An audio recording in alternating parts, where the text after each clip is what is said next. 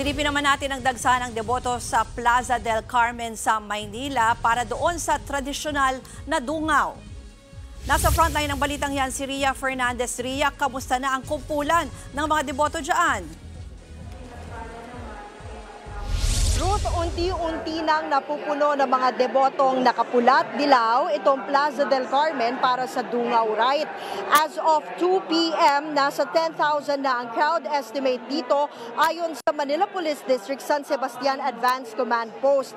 Pero kung isasama pati yung mga kalapit na kalsada, aabot na sa 160,000 ang kabuuang bilang ng mga tao.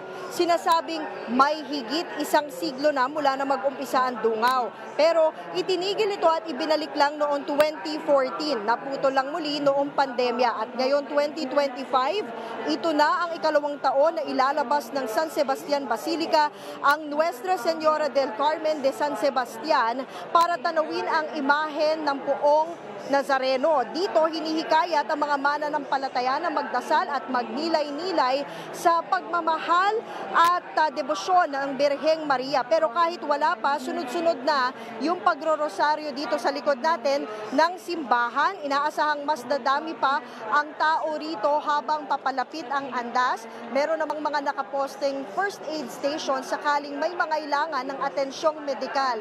Ang limitasyon lang ngayon dito ay yung mga palikuran dahil iilan lang ang may access dito.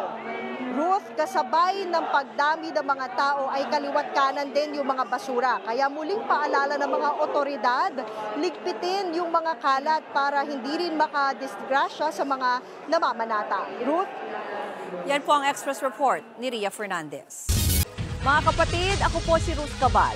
Maging maalam at may pakialam sa mga may init at rumaratsyadang balita sa Frontline Express. Para maging updated sa balitaan, mag-subscribe lang sa social media pages ng News 5.